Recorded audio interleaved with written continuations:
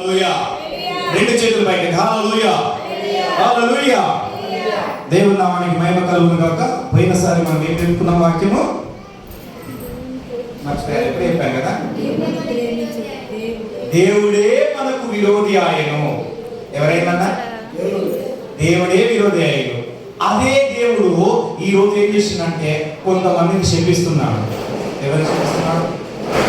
శపిస్తున్నాడా లేదా, ఉన్నదా లేదా? ఒకసారి మనం బైబిల్లో చూసుకుందాం. ఆదికాండము 3వ అధ్యాయము 14 నుండి చదువుకుంటూ వెళ్దాం. 14 నుండి వెళ్తే ఇక్కడ మొదట సర్పము శపించిండు, రెండవదిగా అవ్వను శపించిండు, మూడవదిగా ఆదామును శపించిండు. ఎంతమంది శపించిండు?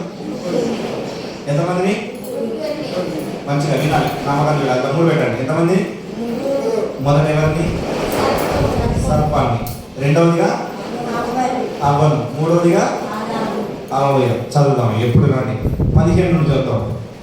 మరియు నీకును స్త్రీ సంతానమునకు వైరము కలగజేసేదను, అది తల మీద కొట్టును, నీవు దాని మడమ మీద కొట్టుమని చెప్పాను. మొదటిగా అయిపోయినా ఆయన స్త్రీతో, నీ ప్రసవము నీ గర్భ వేదనను హెచ్చించెదను, వేదనతో పిల్లల కందువు, నీ భర్త ఎడల నీకు వాంఛ కలుగును, అతను నిన్ను ఏలునని చెప్పాను.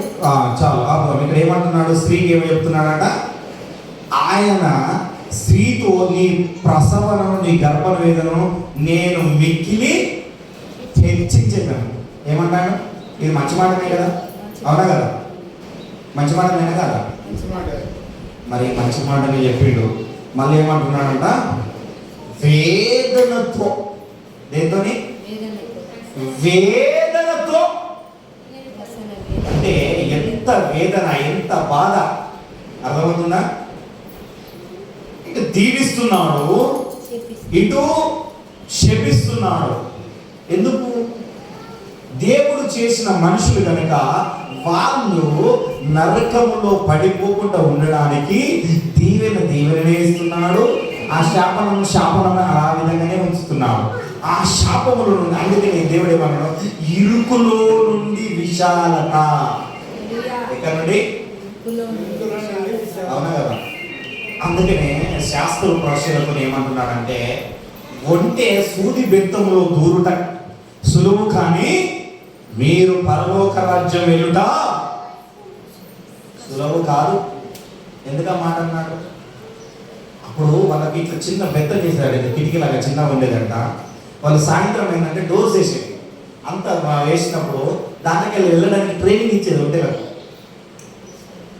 ఆ ట్రైనింగ్ తీసుకున్నాయి కదా, అవి దూరడానికి సులువుగా దూరుతున్నాయి. నువ్వు ట్రైనింగ్ తీసుకుంటలేవు, వాక్యం విని వదిలేస్తున్నావు. ఏం చేస్తున్నావు? ఈ చెవుతో వింటాను, ఈ చెవుతో వదిలేస్తాను, లేదా ఈ చెవుతో వింటాను, ఈ చెవుతో వదిలేస్తాను. అవునా కదా? అందుకని ఏమంటున్నాడంటే ఇక్కడ వేదన కలుగుతుంది. తర్వాత ఏం చెప్తున్నాడంటే, మిమ్మల్ని మంచి స్థానంలో పెట్టవలసిన స్థానంలో నుండి పెట్టట్లేదు. ఏం చేస్తున్నాడు? ఆదాము నీవు ఏంతో ఇంకా చదువు. భార్య మాట విని తినవద్దన లేని ఆజ్ఞాపించిన వృక్ష ఫలము తింటివి కనుక నీ నిమిత్తము నేను శపింపబడి ఉన్నది. ఎవరి నిమిత్తమాట? చేసిన పనికి ఇప్పుడు మనం అందరం కష్టపడతాం. అవునా కదా? పడుతున్నామా? రసాగరం పడుతున్నామా లేదా? అప్పుడు చేసిన తెలియదు ఒక పనికి, అర్థమవుతుందా? అందుకనే మనము చేసిన తప్పుకు మన పిల్లలు శిక్ష అనుభవిస్తారు. తెలుసా ఈ విషయం? తెలుసా తెలీదా? నీవు బాగానే ఉంటున్నావు, కొంతమంది అక్రమం చేసి బాగా డబ్బు సంపాదించుకుంటాడు. బాగా డబ్బు సంపాదించుకుంటుంటే ఏం చేస్తారంటే, వాళ్ళు బాగానే ఉన్నారు అనుకుంటాను, కానీ వాళ్ళ పిల్లలకి ఏదో ఒక లోటు ఉంటాడు. నేను చాలా మందిని చూసినాను. కింద కూర్చో. ఎంతమంది చూసినా? చాలా మందిని చూసినా. కొంతమంది డబ్బు లేకుండా బాధపడుతుంటారు, కానీ చాలా సంతోషంగా ఉంటారు. అవును కదా? ఉంటారు కదా? సుఖ సంతోషంలో కూడా ఉంటాడు, అన్ని విషయాల్లో బాగుంటాడు. కానీ అంటే నేను డబ్బు సంపాదించుకోవడం తప్పని ఇక్కడ నేను చెప్పట్లేదు, కానీ మంచితనంగా దేవుడు ఏం చెప్తున్నానంటే, నేలను శ్వేతపరచుకొని కష్టపడి, అర్థమైనా అక్రమంగా సంపాదించుకునే వాళ్ళని చెప్తున్నాను. మళ్ళీ అక్కడికి వెళ్తే మన సబ్జెక్ట్ మళ్ళీ మారిపోతుంది. కానీ ఇక్కడ ఏమంటున్నాడంటే దేవుడు ఆదామును కూడా శపించాడు. ఎందుకు మరి శపించాడు? ఈ అవ్వను ఎందుకు శపించాడు? ఆదామును ఎందుకు శపించాడు? ఈ సర్పమును ఎందుకు శపించాడు? ఈ క్వశ్చన్ ఎవరికైనా వస్తుందా? మీకు వచ్చిందా? మరి ఎందుకు నేను చెప్తున్నాను, మరి ఎందుకు శపించాడు అయ్యా అని అడగట్లేదు? అర్థమవుతుందా? అందుకని ఇంతకుముందు చదివించాడు కదా, ఇర్మియా 11:2-3. ఆయన ఈ వాక్యములను ఏంటంట, ఈ బైబిల్లో ఉన్న వాక్యములను, ఆయన చెప్పిన నిబంధనలను నీవు పాటించకపోతే, ఆయన వాక్యాలను నెమరు వేసుకోకపోతే నీకు ఇలాంటి శాపములన్నీ అన్ని నీ మీద కూర్చుంటాయి. అవునా కదా? చదివారా లేదా? శాపగ్రస్తులు మనం ఉన్నదా లేదా? ఇర్మియా 11:3 ఉన్నదా లేదా? 11:3 ఉన్నదా? ఏమో ఉన్నదా అంటే ఉన్నదా లేదా? మళ్ళీ ఒకసారి చూసుకున్నాం. ఒకసారి ఉన్నదా లేదా ఒకసారి చూసుకున్నాం. ఓకేనా? చూడండి ఒకసారి.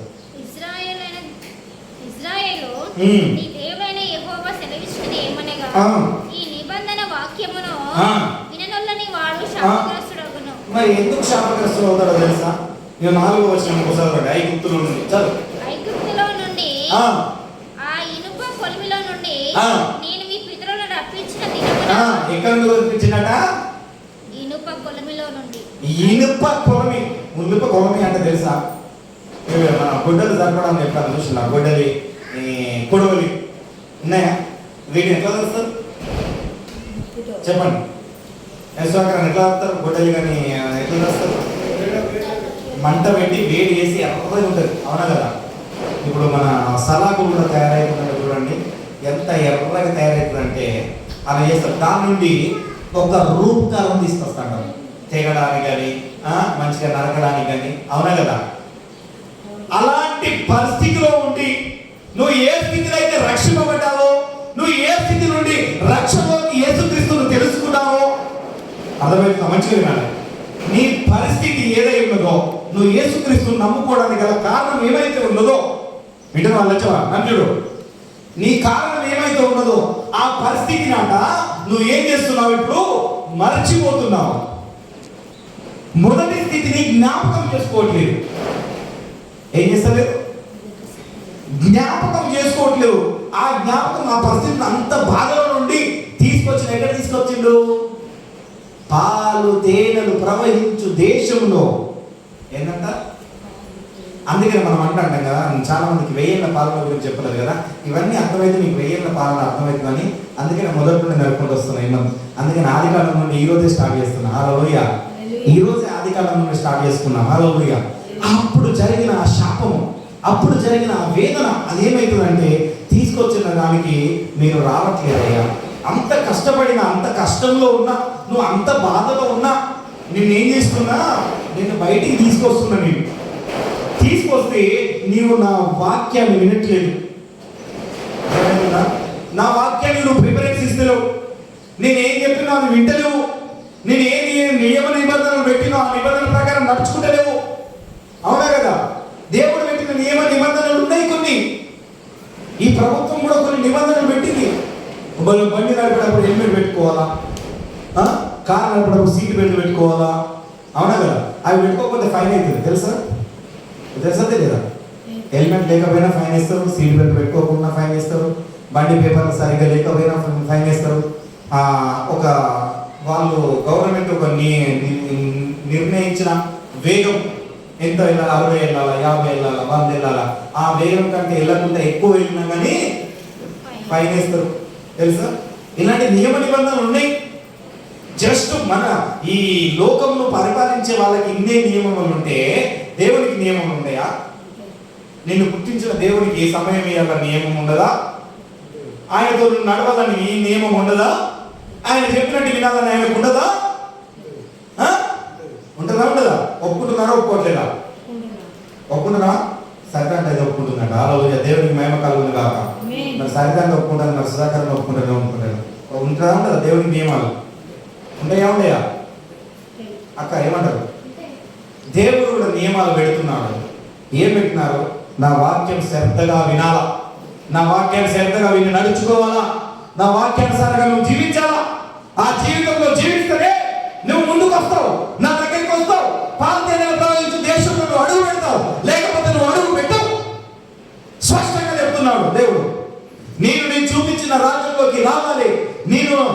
నిర్మించిన నరకంలోకి నువ్వు వెళ్ళకూడదు.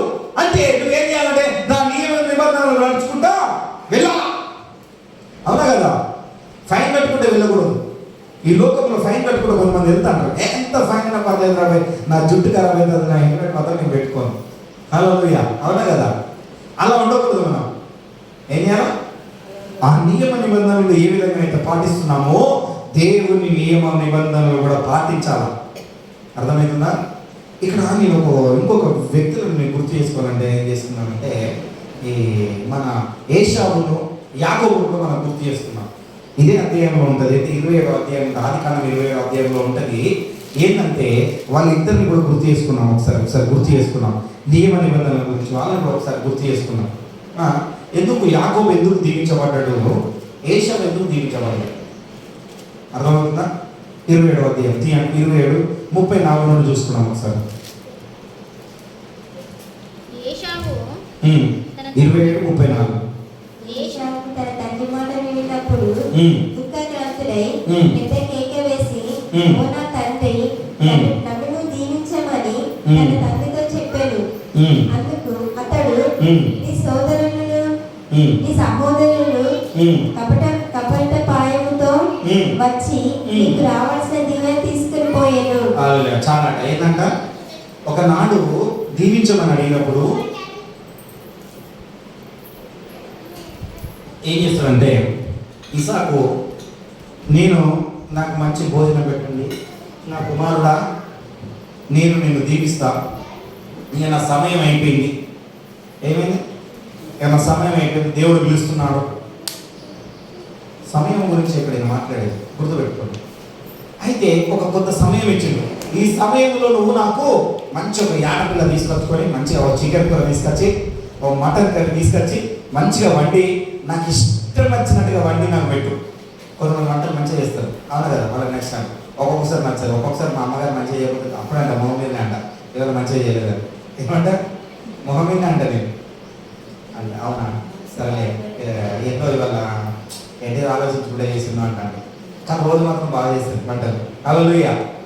ఇక వేరే కాడికి పోయింది అనుకో, ఎట్లున్నా కానీ తినాల్సిందే, దేవుడికి మహిమ కలుగును గాక. అవునా కదా?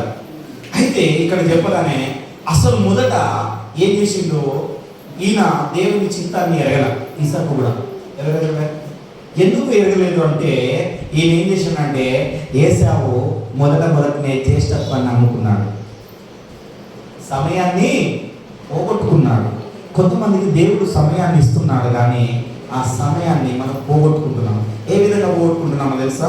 ఒకసారి చూడండి, 25వ అధ్యాయం చేయండి. దీంట్లో 25:30 చూడండి ఒకసారి. 25:30 ఆదికాండం ఏ విధంగా పోగొట్టుకున్నాడు అన్నది. దానిలో కొంచెము దయచేసి నాకు పెట్టుమని అడిగాను. నేను అలసి ఉన్న ఆ ఎర్రని దానిలో కొంచెం దయచేసి నాకు పెట్టుమని. అందుకు అతని పేరు ఏదోము అనబడెను. అందుకు యాకోబు, నీ జ్యేష్ఠత్వము నేను నాకు ఇమ్మని అడగగా. చాలు, ఇక్కడ రాబడి ఏంటంట, ఎర్రగా చిక్కుడుగా దూరం కనబడుతుంది మంచిగా. చిక్కుడు అనుకున్నాం కదా, మనం ఏమనుకున్నాం, మనం మటన్ చికెన్ బాగా తింటాం కాబట్టి ఒక చికెన్ అనుకున్నామా మటన్ అనుకున్నామా, మంచిగా కనబడుతుంది. ఏమంటున్నా, అన్న మటన్ తిన్నాడు, అన్న గురించి చెప్తాయి. చికెన్ అనుకున్నాం, చికెన్ కూర మంచిగా కనబడుతుంది. ఎవరికి? కిరణ్ అన్న కనబడతాను మంచిగా. కిరణ్ అన్న కనబడతా అంటే పని చేసి బాగా అలసిపోయి ఉన్నాడు. అంటే చాలా మంది కూడా ప్రార్థన చేస్తున్నా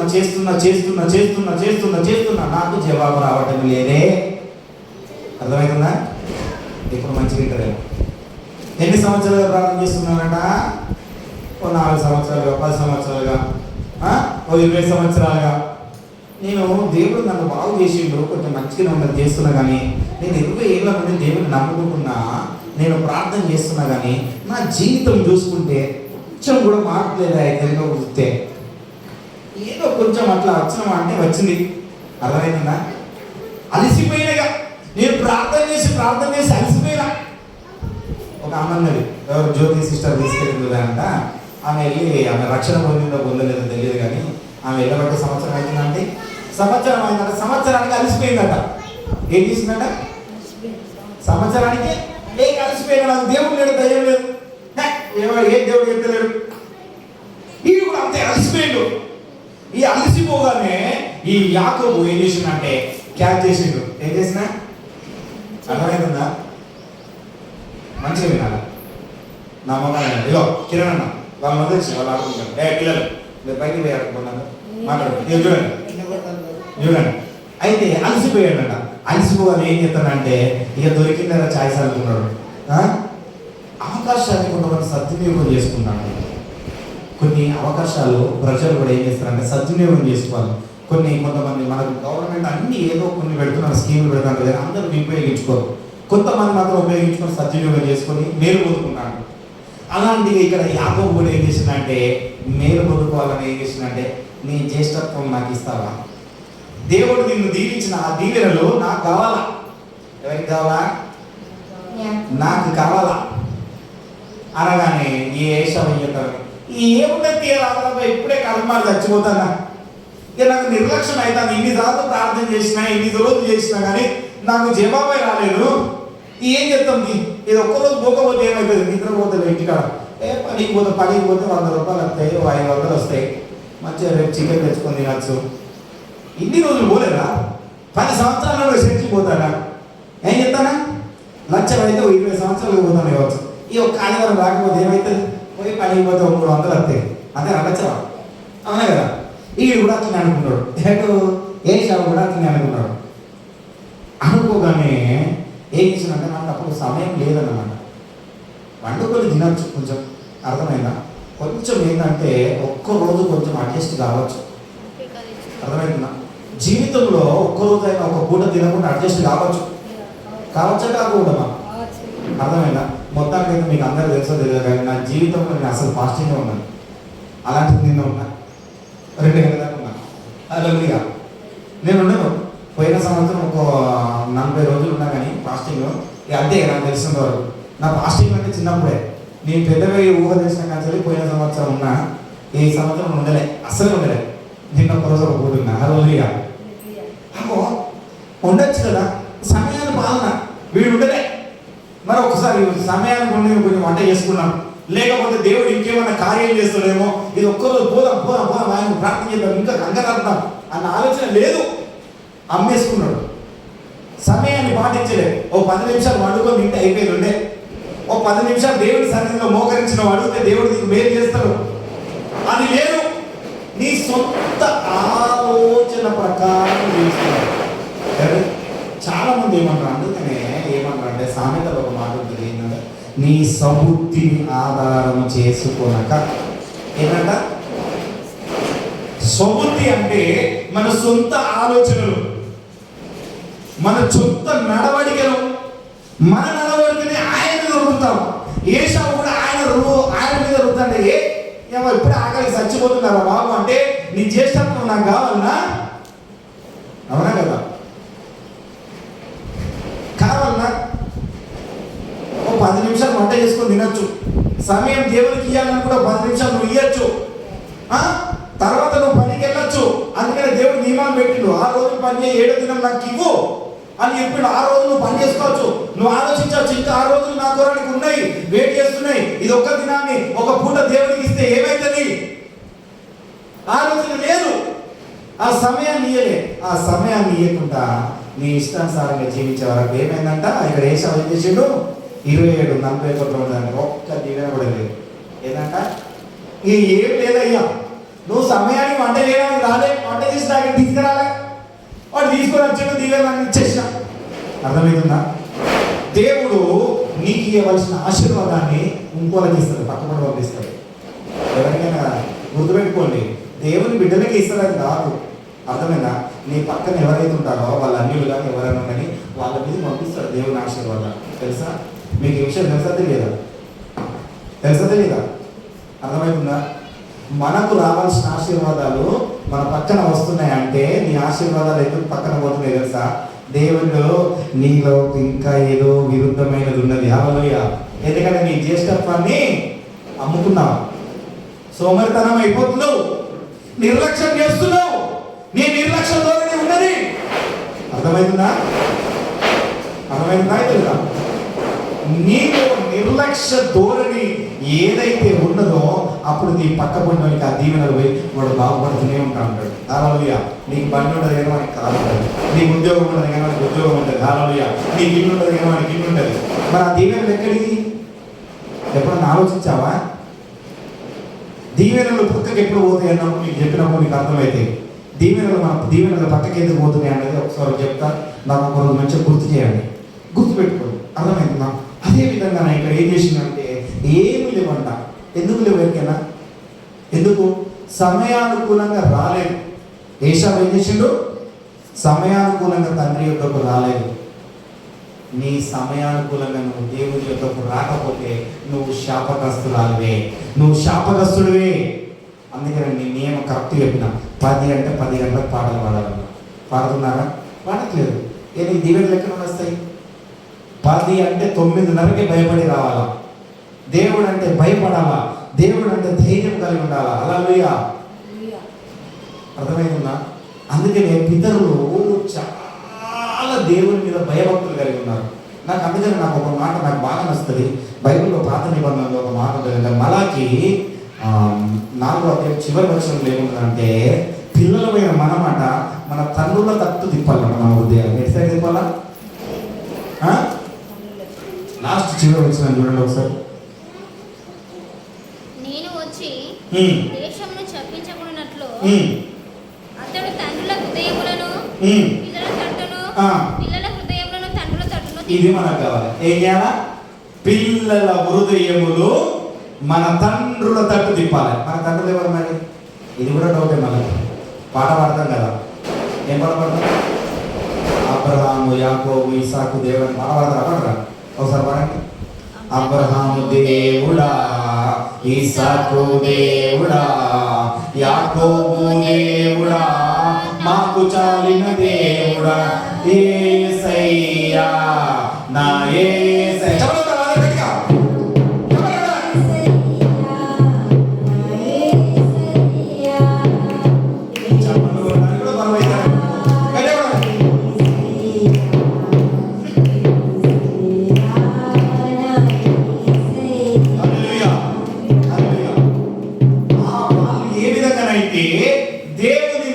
విశ్వాసంతో ఆనుకొని ఉన్నారో ఆ విధంగా మనం విశ్వాసం ఉండాలనేది నా ఆశ.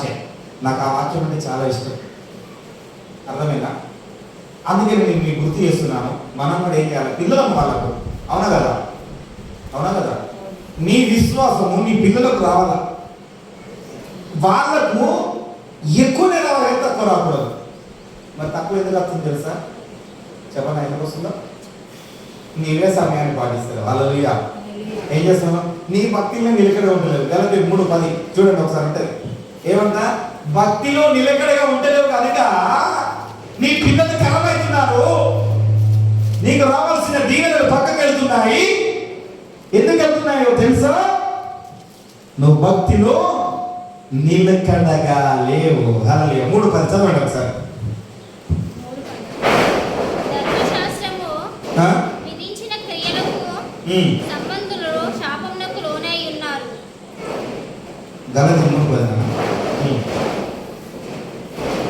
ధర్మశాస్త్ర గ్రంథమందు రాయబడిన విధులన్నీ చేయుటయందు నిలకడగా ఉండని ప్రతి వాడును శాపగ్రస్తుడని రాయబడి ఉన్నది. అబ్బబ్బబ్బా ఏంటంట? మరి దేవుడు ఏం చెప్తున్నాడు? వింటున్నారా? వినట్లేదు? ధర్మశాస్త్రం ఇచ్చాడే కదా. ఇజ్రాయేల్ ఇచ్చి ధర్మశాస్త్రం మాకెందుకు ఇచ్చిందే అంటారా? ఏంటి అంటారా? ఎవరన్నా అంటున్నారా? నేనైతే అంతే అంట. ఇజ్రాయేల్కి కదా ధర్మశాస్త్రం ఇచ్చింది, మాకు ఇచ్చిందా? అంతేనా? మనకు కూడా ఇచ్చింది. హల్లెలూయా. హల్లెలూయా. అబ్బో ఆంటీ మంచి ఫాలోయింగ్లో ఉన్నది. హల్లెలూయా. అయితే ఏంటంట? ఇంక చదవక ధర్మశాస్త్ర గ్రంథం రాయబడిన విధులన్నీ చేయుటయందు నిలకడగా ఉండని ప్రతివాడు శాపగ్రస్తుడని రాయబడి ఉన్నది. ఏంటంట? ఈ ధర్మశాస్త్రం చెబుతున్న నిలకడలు, వాక్యం వినకపోవడము, ఇవన్నీ చేయకుండా ఉండడము ఏంటంట? శాపం. శాపం అంటున్నా, దీవెన అంటున్నా. దీవెన అంటే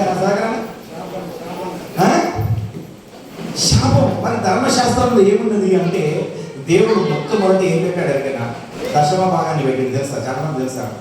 ఇజ్రాయేల్కి రాగానే వాళ్ళని బయటికి తీసుకురాగానే ఏం చెప్పిండంటే మొట్టమొదట దశమ భాగం చెప్పింది తెలుసా? ఎంతమంది ఇస్తారు దశమ భాగం? ఉంటుంది. అదేంటి ఎక్కడ ఉందంటే ఏం చెప్పిందంటే 4:3-14 ఉంటుంది చూడండి. మొట్టమొదట ఏం చేసిందంటే ఎవరించింది దశమ భాగాలు మంచిగా అన్నది చూడండి. మొత్తం బైబిల్ మొత్తంలోనే 4 ఫస్ట్ దశమ భాగం దేవుడు కోరింది. ఎప్పుడు కోరిండు ఎరికనా? వీళ్ళు ఎప్పుడైతే శాపంలోతో ఆయనలో శాపగ్రస్తులు అయితే ఎప్పుడైతే ఆదం అవ్వ అయ్యారో అప్పుడు కాగానే వాళ్ళ పిల్లలు పుట్టగానే ఆ పిల్లల దగ్గర కోరిండు. హల్లెలూయా. ఏం కోరిండు? అప్పుడు కోరిండయ్యా నువ్వు శాపంలో ఉన్నావు, ఆ శాపం పోవాలి, ఆ రోగం పోవాలంటే అక్కడ కోరిండు. చూడండి ఒకసారి చదవండి, ఒకసారి తీయండి. ఆదికాండం 4:3 నుండి చదవండి. 3 నుండి 4:3 నుండి చదవండి. కొంతకాలమైన తర్వాత కయీను పొలము పంటలో కొంత యెహోవాకు అర్పణగా తెచ్చాను. ఏం తెచ్చిందట? చెప్పిండు కదా, మీరు పొలం దూరుకుని పక్కండి, మీ బట్టి నేను చేపిస్తున్నా. దాన్ని ఏం చేసిందట? తీసుకొచ్చి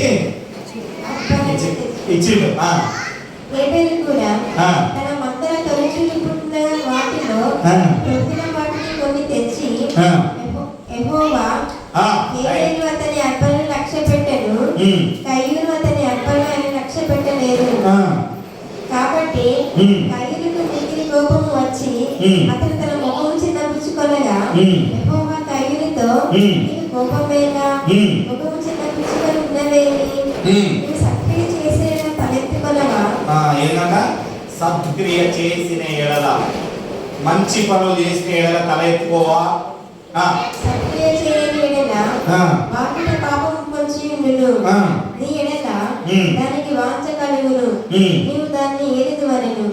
కయీను తన తమ్ముడైన హేబెలుతో మాట్లాడెను. వారు పొలములో ఉన్నప్పుడు కయీను తన తమ్ముడైన హేబెలు మీద పడి అతన్ని చంపెను. యెహోవా నీ తమ్ముడైన హేబెలు ఎక్కడ ఉన్నాడని కయీను అడిగగా అతడు నేను ఎరుగను, నా తమ్ముడి పేరు కావలివాడనా అనెను. అప్పుడు ఆయన నువ్వు చేసిన పని ఏమిటి? నీ తమ్ముని రక్తం యొక్క స్వరము నేల నుండి నాకు మొరపెట్టుచున్నది. కావున నీ తమ్ముని రక్తము నీ చేతుల నుండి పుచ్చుకొనుటకు నోరు తెరిచిన ఈ నేల మీద ఉండకుండా నీవు శపింపబడిన వాడవు. ఏం చేసిందంట? అయితే ఇద్దరు ఉన్నారు, అన్నదమ్ములు ఉన్నారు. అన్నదమ్ముల ఒకరు ఏం చేసిందంటే దేవునికి ఇచ్చారు, ఇయ్యలేదు అనట్లేదు. ఏ విధంగా ఇచ్చారు? ఆడదిద్దమైన ఇచ్చారు. ఏమి ఇచ్చారు? అర్థమైందా? తెలుసా? నేను ఒక మీటింగ్ పోయినా, మీకు అర్థమే లేదు. ఒక మీటింగ్ పోతే మీటింగ్లో కాంట్రోల్ పడతారు తెలుసా? కాంట్రోల్ పడతారు తెలుసా? దానికి అన్నీ చినిగిపోయిన మొక్క పడి ఏం పడి అంటే మనం వీళ్ళకి ఎక్కడ పోయినా జల్లలే కావచ్చు. ఆడు ఏం చేసిండు? మంచిగా వినాలి. దేవుడు అర్పణ అర్పిస్తాడా? మరి ఇక్కడ ఏం చేసిండ? కయ్యను ఏంటంట? అవసరం లేనిది దేవునికి ఇచ్చిండు. ఏమేమి ఏం చేసిండంటే శ్రేష్టమైనది, మంచిగా ఉన్నదాన్ని ఇచ్చిండు. ఇప్పుడు ఇద్దరు ఎవరు మంచోళ్ళు? కొంతమంది ఇస్తుంటారు కానీ ఏదో ఇయ్యాలి కదా, అర్థమైందా? దేవునికి ఇయ్యాలి కదా, ఏమంట? దేవునికి ఇయ్యాలన్న నియమ నిబంధన ఉన్నది కాబట్టి కయ్యం ఏం చేసిండు? అక్కడ అదే అనుకున్నాడు, దేవునికి ఇయ్యాలి కదా, ఉన్నది కదా, నియమ నిబంధన ఉన్నది కదా, ఆ నియమ నిబంధన ప్రకారం నీకు ఇస్తా, ఏదో ఒకటి ఇస్తా, నా ఇష్టం వచ్చింది ఇస్తా. అర్థమైందా? నీ ఇష్టం వచ్చింది ఇచ్చినా కానీ దేవునికి శాపం అర్థమైంది. ఆ శాపం కూడా మనం మీకు వస్తుంది. అలా అవునా కదా? ఇక్కడ ఏమంటున్నాడు? ఆ శాపం కూడా మనం మీకు వస్తుంది. అందుకని ఫలించలేము, అందుకని అభివృద్ధిలోకి రాలేము. అందుకని దేవుడు ఏం చేసిండు? కయ్యను శపించేసిండు. దేవుని మాట వినట్లేదు, వాడు సరిగ్గా వినట్లేదు. అర్థమవుతుందా? సరిగ్గా మాట వినాలంటే ఆయన వాక్యాన్ని ముందట మనం గుర్తుపెట్టుకోవాలి. ఏం చేసుకోవాలి? గుర్తుపెట్టుకోవాలి. మళ్ళీ నెక్స్ట్ వారం కూడా మంచిగా చెప్తాం, మంచిగా అడుగుతాయి వాక్యాన్ని, మనం నేను గుర్తుపెట్టుకోవాలి. చెప్తాను, నేను పోయిన వారం ఏం చెప్పినా అని చెప్తాను, చెప్పినప్పుడు మంచిగా గుర్తుపెట్టుకోవాలి. అందుకని ఏంటంటే మొదట ఎవరికి లేదు? పామీను లేదు, ఆదామీను లేదు, అబ్బాయికి లేదు, వాక్యానుసారంగా అనుసరించలేదు, భక్తిలో నిలకడగలేదు. ఆ భక్తి లేదు, జరుగుతుంది, ఏం జరుగుతుంది, ఇవాళ రేపు పోకపోతుంది, రేపు పోదాంలే, 10 గంటలకు రమ్మంటే ఆంటీలాగా 11 గంటలకు వద్దాంలే, ఏం పోదాంలే. అవును కదా? ఏమైనా నిలకడగా లేకపోతే నీకు రావాల్సిన ఆశీర్వాదాలు, నీకు రావాల్సిన దీవెనలు పక్కపట్టి వెళ్ళిపోతాయి, కానీ నీ మీదికి రావు. గుర్తుపెట్టుకోండి, నీకు నీ పక్కపట్టు ఉన్న వాళ్ళు బాగుంటారు, కానీ నువ్వు బాగుండట్లేదంటే నువ్వు ఒకటి ఆలోచించుకోవాల్సింది ఏంటంటేనా, దేవుల్లో నువ్వు నిలకడగా ఇవ్వాలన్నమాట. హల్లెలూయా. నీకు రావాల్సిన ఆశీర్వాదాలు ఇట్లా పెడుతుంటే ఆశీర్వాదం ఇట్లా వచ్చి పక్కకి వెళ్ళిపోతాను. అర్థమైందా? అంటే నువ్వు మంచి నీళ్ళలో పడతలేవు, నువ్వు ముళ్ళ పొదలు పడుతున్నావు, అవి మంచి నీళ్ళకి వెళ్ళిపోతున్నాయి. హల్లెలూయా. అంటే దేవుడు ఫలించకపోయినా క్షమిస్తాడు, తెలుసా? గుర్తుపెట్టుకోండి, దేవునికి ఏదైనా మనం శ్రేష్టమైన హృదయాన్ని ఇవ్వాలి. ఏమి ఇవ్వాలి? శ్రేష్టమైన మన హృదయాన్ని దేవునికి ఎప్పుడైతే నువ్వు అర్పిస్తావో అప్పుడే నువ్వు ఫలించలేకపోతావు. ఎప్పుడైతే ఆయనకు సమయాన్ని నువ్వు ఇస్తావో అప్పుడే నువ్వు ఫలిస్తావు. నువ్వు సమయం ఇవ్వకపోతే ఫలించవు. బైబిల్ వాక్యం ఖచ్చితంగా చెప్తుంది, నా మాట కాదు, నేను చెప్పట్లేదు.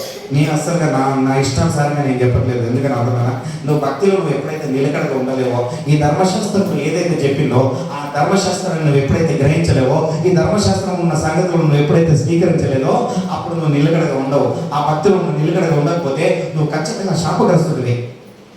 ఏదో లేకపోతే నీకు ఏదో ఆశీర్వాదాలు వస్తాయని కాదు, నువ్వు ఎంత ఉన్నా ఎప్పటి గొంగులు అప్పటి. అంతేనా? అవునా కదా? అంతేనా కదా? ఇప్పుడు ఇక్కడ పైన సౌండ్ వస్తుందని థింక్ చేసిన, అది ఈ పులిపేట ఇక్కడ ఉన్నది, ఇక్కడ నుండి కదులుతుందా? కదిలించబడుతుందా? పర్మనెంట్. అవునా కదా? పర్మనెంట్ కదా? దాన్ని కదిలిస్తేనే దానికి కదలిక వస్తుంది. నీ జీవితం కూడా అట్లనే అవుతుంది. అలా శ్రేష్టమైన జీవితాన్ని ఆయన సమయం ఇవ్వకపోయినా, ఆయన వాక్యం వినకపోయినా, ఆయనతో నడుచుకోకపోయినా నీకు కూడా అంతే. నీకు దానికి సంబంధమే లేదు. హల్లెలూయా. రెండింటికి ఒకటే సంబంధం. అర్థమైందా? అది కదల్చబడదు, నువ్వు కదల్చబడదు. ఏం చేద్దాం?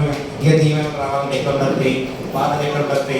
అందుకని యేసుక్రీస్తు వారంట ఆకలి ఉన్నప్పుడు ఖర్జూర చెట్టు చూసిందంటే ఒక మాట దగ్గర 21వ అధ్యాయంలో, మత్తయి సువార్త 21వ అధ్యాయం 18వ వచనం అనుకుంటా.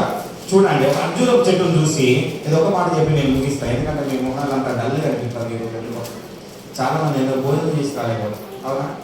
చేసి రాలేవా? తినేసి వచ్చిందా? దేవునికి మహిమ కలుగుతుంది. ఇవాళ వల్లారాధన కదా, తినకుండా ఏమన్నా నచ్చలేమో నేను అడుగుతున్నాను. ఓకే, అందరూ మంచిది. అయితే ఆయన వెళ్తుందంటే అంజూర చెట్టు చూసి ఏం చేసిందంటే, అంటే గుర్తుపెట్టుకోండి, దీనికి మన జీవితానికి చాలా సంబంధం ఉంది. ఏమంటా? ఈ చెట్టుకు మన జీవితానికి చాలా సంబంధం ఉన్నది. ఉన్నదా లేదా?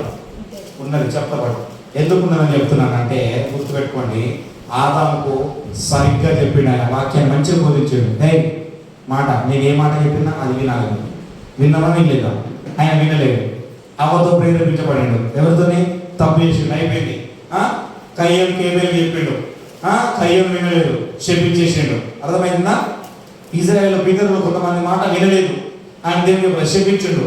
ఇప్పుడు నువ్వు కూడా వింటున్నావా? వినట్లేదా? చెప్పు. ఇప్పుడు వినకపోతే ఏమైతుంది? చదువు 18 చదువుతాను. 21:18. ఉదయమందు పట్టణమునకు మరలా వెళ్ళుచుండగా ఆయన ఆకలి కొనెను. అతడు త్రోవ పక్కన ఉన్న ఒక అంజూరపు చెట్టును చూసి దాని యొద్దకు రాగా దాని యొక్క ఆకులు తప్ప మరేమీ కనబడలేదు కనుక, ఆకు తప్ప మరేమీ కనబడలేదు కనుక, జీవితంలో కూడా ఏంటంట, ఆకు తప్ప మీ దగ్గర ఫలమే కనబడలేదు. ఆయన ఆకలి అంటే ఏంటిదో తెలుసా? ఒకసారి శిష్యులు వెళ్తున్నప్పుడు ఒకరు వెళ్తుందంటే ఆకలి అవుతుందని చెప్తాడు. శిష్యులు ఏమని చెప్తాడు? ఆకలి అవుతుందని చెప్తే వీళ్ళు ఏదైనా ఆహారం ఊర్లోకి వెళ్ళి మేము ఆహారం తీసుకొస్తాం ప్రభు అని చెప్తారు. కానీ ఈయనకున్న ఆకలి ఏం జరిగినా అక్కడ ఒక సమరయ స్త్రీ కనబడుతుంది. హల్లెలూయా. ఆమెకు వాక్యం బోధించడమే ఈయన ఆకలి. అర్థమవుతుందా? అందుకని దీనికి మనకి సంబంధం ఉందని అంటున్నా. వాక్యం బోధించడమే ఆయన ఆకలి. అర్థమవుతుందా? అర్థమవుతుందా లేదా? అర్థమైనా కదా? ఇక్కడ కూడా ఆయన ఆకలి ఉన్నాడంట. ఆడ చెట్టు ఉన్నది, కానీ అది ఫలములు ఫలించట్లేదు. దేవుని యొద్దకు నువ్వు వస్తున్నావు, కానీ నీలో ఫలము లేదు, నీలో ఆశీర్వాదం లేదు. ఎందుకు లేదు? నువ్వు శ్రేష్టమైన దానిలా ఉండట్లేదు, నువ్వు శ్రేష్టమైన వాడిలా ఉండట్లేదు. అర్థమవుతుందా? ఆయన వాక్యాన్ని నువ్వు కట్టుబడి ఉండట్లేదు. ఆయన వాక్యానికి, ఆయన ధర్మశాస్త్రాన్ని నువ్వు ఈ చెవుతో విని ఈ చెవుతో పడేస్తున్నావు కనుక ఆయన కోపం వస్తుంది. అర్థమైందా?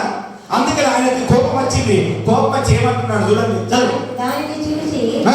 ఇక మీదట ఎన్నటికీ నీకు కాపు కాయకుందువు గాక ఏందంట? అని చెప్పాను. ఏందంట? ఇక అవసరమే లేదు, నీ వాళ్ళ ఉపయోగం ఉన్నది.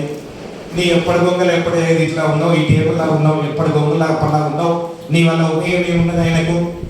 నీ వల్ల నీకు ప్రయోజనం ఏమున్నది? అర్థమవుతుందా? ఆయన ఉన్నదా? ఉన్నదా? ఆయన ప్రయోజనం ఉన్నదా దేవునికి? ఉన్నదా లేదా? ఓ దేవుడా, మీ వల్ల నన్ను ఉన్నదా లేదా దేవునికి? ఉన్నదా లేదా? ఆ? ఉన్నదా లేదా? నీ వల్ల ఉపయోగం ఉన్నదా దేవునికి? ఆ? ఉన్నదా? గట్టి అలలే పడుతుందంటే పర్లేదు అట్లేదు, మీకైతే మంచిగా కరెక్ట్ అయితే అట్లేదు, కొంచెం గుర్తుపెట్టుకోండి. అయితే దేవునికి ఆ చెట్టు చూసి, హే ఇది నాకు ప్రయాణం లేదు, నువ్వు ఎప్పటికి ఉండవు, వెళ్ళిపో. ఏమన్నాడు? తక్షణమే అందులో చెట్టు ఎండిపోయేది. తక్షణం వెళ్ళిపోయిందంట. ఏమైంది? తక్షణమే, ఏం లేదుగా, ఒక్క క్షణంలోనే తలకిందులుగా నీ జీవితం అయిపోయింది. అంటే అది ఏంటి అసలు? నీకు అనుకున్నాడు, ఏమైంది? మొన్నటిదాకా మంచిగానే ఉంటుంది కదా, ఒకటేసారి సడన్ గా నాకు ఇంత బాధ వచ్చి పడింది, ఇంత కష్టం వచ్చి నా మీద పడింది, ఏంటి నా జీవితంలో అని నువ్వు ఎందుకు అనుకుంటున్నావో తెలుసా? ఎందుకు అలా జరుగుతుందో తెలుసా? అంటే నువ్వు దేవునికి శ్రేష్టమైనది ఇవ్వట్లేదు. అర్థమవుతుందా? శ్రేష్టమైనది దేవునికి ఏది శ్రేష్టమో అది నువ్వు వినట్లేదు. ఆయన పెట్టిన నిబంధన ఏమిటో, ఆయన పెట్టిన ధర్మశాస్త్రం ఏమిటో దాన్ని నువ్వు పాటించట్లేదు.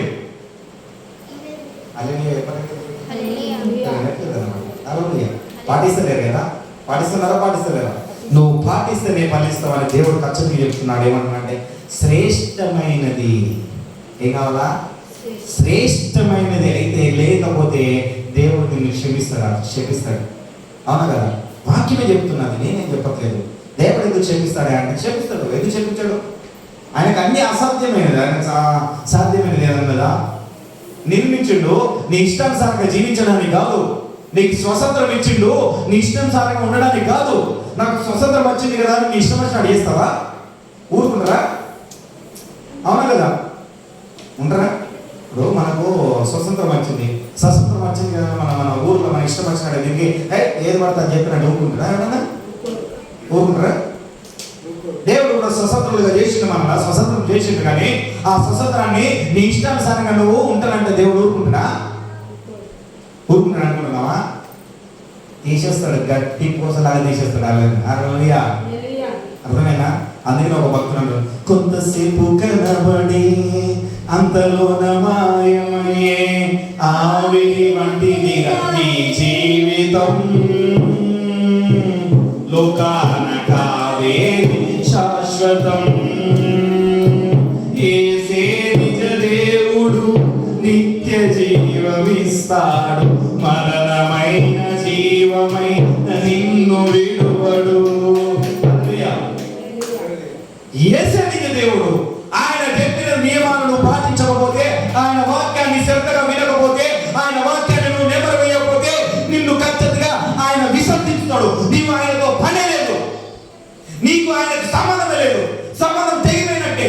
నువ్వు ఉన్నదని నువ్వు అనుకుంటున్నావు, కానీ ఆ పరమ వైద్యుడు సంబంధాన్ని తెప్పుకున్నాడు. ఎగ్జాంపుల్ చెప్పాలంటే, ఇద్దరం ఫోన్ మాట్లాడుతున్నాము, నువ్వు మాట్లాడే మాటలు వాడు వినకుండా కట్ చేసుకుని వెళ్ళిపోయాడు, కానీ నువ్వు ఫోన్ చూడకుండా అసలే మాట్లాడకుండా పోతున్నావు. ఆ ఫోన్ మొహాన్ని చూస్తే కదా సంబంధం ఉన్నదా కట్ అయిందని తెలిసేది. నువ్వైతే నాన్ స్టాప్ గా మాట్లాడుకుంటూ పోతున్నావు, కానీ వాడు ఏం చేసి కట్ చేసిండు. వీళ్ళతో మాట్లాడేది ఎందుకు రాని? ఒక్కొక్కసారి నేను అట్లే చేస్తాను. ఏం చెప్తాను నేను? ఏం మాట్లాడతానే? నాకు అవసరం లేదు, కట్ చేసుకుంటా కదా, కట్ చేసేది కూడా తెలియదు. అర్థమైనా కదా? వాడు మాట్లాడుకుంటూ పోతూనే ఉన్నాను. ఒక్కొక్కసారి నాకు కూడా జరిగింది, నేను మాట్లాడుతున్న వాళ్ళు కూడా కడియేసి నేను మాట్లాడుకుంటూ పోతూనే ఉన్నా. హల్లెలూయా. తర్వాత చూసుకుంటే అయ్యో ఫోన్ కట్టింది కదా, కట్టినా మాట్లాడుతున్నానని అనుకుంటా. అర్థమైందా? సరి చూసుకోవాలా మన జీవితాన్ని. ఏం చేసుకోవాలా? సరి చూసుకోవాలా. వాక్యాన్ని నెమరు వేసుకోవాలా. వాక్యాన్ని నెమరు వేసుకోకపోతే, ఈ సరి చూసుకోకపోతే నువ్వు ఫలించలేవు. అదేనా? ఎప్పటికీ నువ్వు ఫలించలేవు. మరి ఆ ఫలించలో నుండి, ఆ ఫలించకపోవడంలో నుండి నువ్వు బయటికి రావాలంటే నువ్వేం చేయాలి? అసలు ప్రాముఖ్యమైన విషయం ఇది కదా, అవునా కదా? ఏం చేయాలి మరి? ఏం చేయాలా? ఇర్మియా 11:2-3 చెప్పి నేను వదిలేద్దాం. 2, 3, 4 ఈ వాక్యాలు చెప్పి నేను వదిలేస్తాను. హల్లెలూయా. చూడండి, మనం ఏం చేయాలంట? 4వ వాక్యాన్ని చదువుకున్నాం. 4. ఐగుప్తులో నుండి ఆ ఇనుపయు కొలిమిలో నుండి నేను మీ పితరులను రప్పించిన దినమున నేను ఈ ఆజ్ఞ ఇచ్చి తిని నేను ఉన్నట్లుగా పాలు తేనెలు ప్రవహించు దేశమును మీ పితరులకు ఇచ్చేదనని వారితో నేను చెప్పిన ప్రమాణమును నేను నెరవేర్చినట్లు మీరు నా వాక్యమును విని. ఏంటంట మంచిగా వినాలి. పాలు తేనెలు ప్రవహించు దేశమున మీరు ఉండాలి అంటే నా వాక్యమును విని అన్నాడా? మీరు నా వాక్యము విని. అంతేనా? అట్లనే ఉందా? నా బైబిల్ అనేది అట్లనే ఉంది. మీ బైబిల్ ఉందా? చూడు, బైబిల్ ఉందా? ఉన్నదా లేదా? ఉన్నదా? సత్యదొక్క. మీరు నా వాక్యము విని నేను మీకు ఆజ్ఞాపించి బట్టి ఈ నిబంధన వాక్యమును అనుసరించిన ఎడల మీరు నాకు జనులై ఉందురు, నేను మీ దేవుడై ఉందును. చాలు. ఏంటంట ఇక్కడ ఏమంటున్నా అంటే మీరు నా వాక్యం విని నేను మీకు ఆజ్ఞాపించిన విధులన్నిటిని ఏంటిది అర్థమైనా? ఇంతకుముందు చెప్పాను కదా, విధులు శ్రేష్టమైన ఇయ్యాలి ఏమన్నా. ఆ విధులన్నిటినీ నిబంధనలను జనులందరట ఎవరు? జనులందరూ అనుసరించాలి. మనం అనుసరిస్తామా లేదా? ఆయన వాక్యాన్ని విన్నామా లేదా? ఆయన నిబంధనలు విన్నామా లేదా? ఖచ్చితంగా నియమ నిబంధనలు ఉంటాయి. దేవుని గుర్తుపెట్టుకోండి. ఇట్లాంటి మనం ఇల్లు పెట్టినప్పుడే దేవుడు అంటాడు కదా, దేవుడే కదా నేను నియమ నిబంధనలు పెడతారా అంటారు కొంతమంది. ఉంటుంది. ప్రతి చిన్న విషయానికి నిబంధనలు ఉంటాయి. ఆయన రాజులకు రారాజు. ఒక రాజే నియమ నిబంధనలు పెడితే రాజులకు రారాజు ఎన్ని నియమ నిబంధనలు పెట్టాలి? అర్థమవుతుందా? ఒక లోక అధికారి పెడుతుందంటే ఆ లోక అధికారికి అధికారం ఇచ్చిన దేవుడు ఎన్ని నియమ నిబంధనలు ఉండాలి? అర్థమవుతుందా? కనుక ఆయన నిబంధనలు మనం విని ఆయన యుద్ధకు నడుచుకున్నాం. అలా నడుచుకున్నామా అంటామా?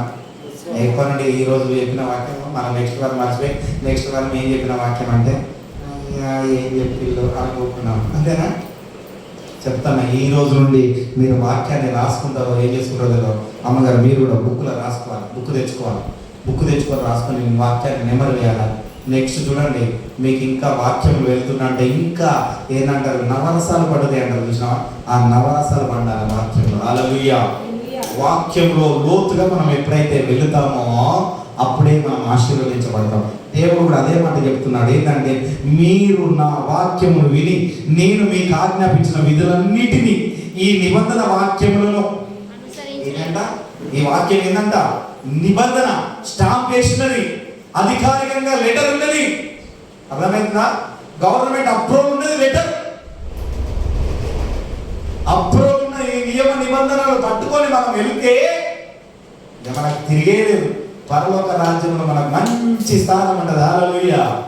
ఇప్పుడు ఉన్నదని మీరు అనుకుంటున్నారు, చాలా మంది కూడా అనుకుంటున్నారు, కానీ తెలుసా? లేదు. చూడండి, అందుకనే దేవుడు అంటున్నాడు, ఆత్మ లేకపోతే కూడా నా మాట కాదన్నాడు. దేవుని ఆత్మ గురించి మనం కనిపెట్టుకుంటూ ఉండాలి. ఆయన ఆత్మను మనలో పొందుకోవాలి. హల్లెలూయా. దేవుడు ఏ నియమ నిబంధనలు అయితే ఇప్పుడైతే చెప్పేటప్పుడు చెప్పాను కదా, తినబద్దం వల్ల పండు తిని వాళ్ళు ఆ శాపం తెచ్చుకున్నారు. శ్రేష్టమైనది ఇవ్వకుండా కయ్యం శాపం తెచ్చుకున్నాడు. అవునా కదా? భక్తిలో నిలకడ ఉండకుండా శాపం తెచ్చుకుంటున్నాం. కనుక ఇవన్నీ నియమ నిబంధనలు మనం పాటిస్తూ మనం దేవుని ఆశీర్వాదాలు పొందుకోవాలని ప్రభు పేట కోరుతున్నాను. హల్లెలూయా.